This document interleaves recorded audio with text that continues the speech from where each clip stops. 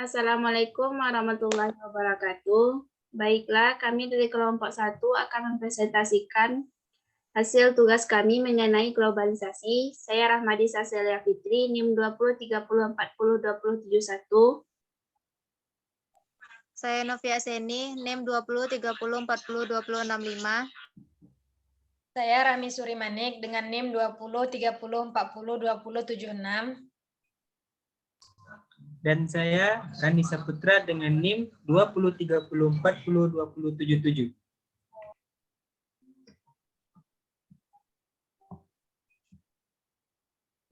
Yang pertama, masuknya tenaga kerja asing. Kehadiran tenaga kerja asing dapat dikatakan sebagai salah satu pembawa devisa bagi negara di mana adanya pembayaran kompensasi atas setiap tenaga kerja asing yang diperkerjakan. Pembayaran kompensasi ini dikecualikan pada pemberi kerja tenaga kerja asing merupakan instansi pemerintah, perwakilan negara asing, badan-badan internasional, lembaga sosial, lembaga keagamaan, dan jabatan-jabatan tertentu di lembaga pendidikan. Biasanya dana kompensasi untuk tenaga kerja Indonesia di luar negeri sebesar 15 US dollar, sedangkan kompensasi untuk tenaga kerja asing di Indonesia sebesar 100 US dollar. Dalam rangka pelaksanaan transfer of knowledge dari tenaga kerja asing kepada tenaga kerja Indonesia, kepada pemberi kerja diwajibkan untuk mengadakan pendidikan dan pelatihan bagi tenaga kerja pendamping, terdapat dalam pasal 49 Undang-Undang KAF. Mengenai hal ini diatur dengan keputusan Presiden yang sampai saat ini belum ditetapkan. Selanjutnya akan dijelaskan oleh rekan saya. Selanjutnya, adapun hal yang menguntungkan masuknya tenaga kerja asing, yang pertama ialah masuknya ilmu dan teknologi baru di sebuah bidang pekerjaan. Dengan adanya tenaga kerja asing, maka kita akan mendapatkan ilmu baru di sebuah bidang pekerjaan. Yang kedua, pengembangan suatu bidang menjadi lebih cepat. Pengembangan suatu bidang pekerjaan sangat didukung oleh sumber daya manusia yang berkualitas dan ahli. Yang ketiga, adopsi teknologi baru cepat terjadi. Adopsi teknologi akan mudah dilakukan apabila ada tenaga kerja yang ahli di bidangnya. Yang keempat, terjadinya peningkatan investasi di Indonesia. Yang kelima, memicu produktivitas tenaga kerja lokal.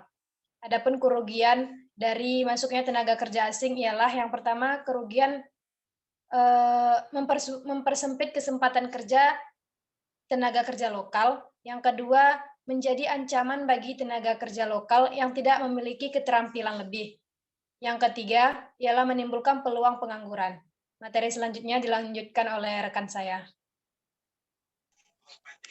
Baiklah, selanjutnya itu globalisasi budaya, yaitu keuntungannya yang pertama, perubahan tata nilai dan sikap. Globalisasi menyebabkan perubahan tata nilai, sosial budaya, cara hidup, pola pikir, maupun ilmu pengetahuan dan teknologi dari bangsa lain yang telah maju.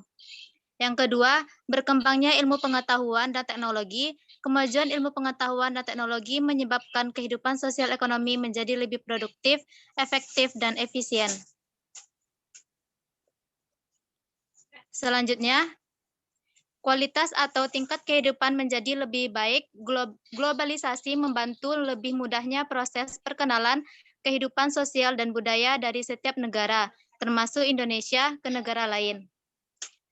Kerugiannya yaitu yang pertama, lunturnya nilai budaya asli, arus globalisasi yang sangat pesat, dapat mengerus nilai-nilai budaya asli.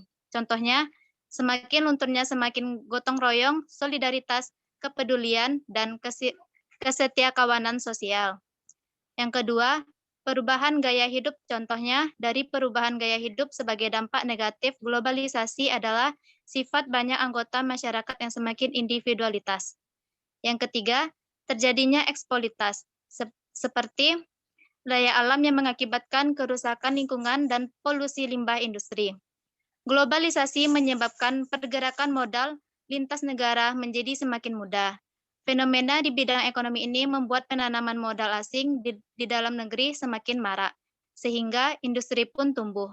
Negara berkembang seperti Indonesia menarik minat banyak investor asing karena memiliki sumber daya alam yang melimpah dan murah. Selanjutnya akan dipresentasikan oleh rekan saya.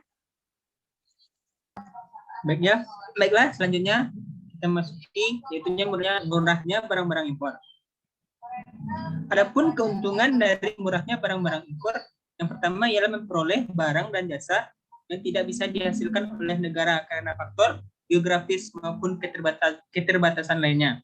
Yang kedua, memperoleh bahan baku. Yang ketiga, memperoleh teknologi modern. Kerugian dari murahnya barang-barang impor, yang pertama ialah impor berarti harus keluar uang, dan biasanya dalam dolar Amerika Serikat. Di saat pelemahan rupiah seperti sekarang ini, harus keluar dolar harus ditekan karena dapat memperlemah rupiah terhadap dolar. Impor tak selalu. Yang kedua, namun defisit perdagangan jumlah impor melebihi ekspor yang melebihi dalam jangka panjang dapat menurunkan jumlah lapangan pekerjaan yang disebabkan kompetisi dari impor. Dan yang ketiga, penurunan lapangan pekerjaan ini mengganggu perekonomian dan dapat mengarah ke impor dan defisit yang lebih besar lagi.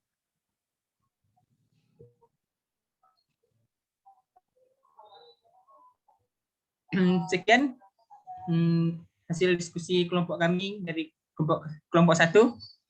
Kami dari kelompok 1 mengucapkan minta maaf kalau ada kekurangan.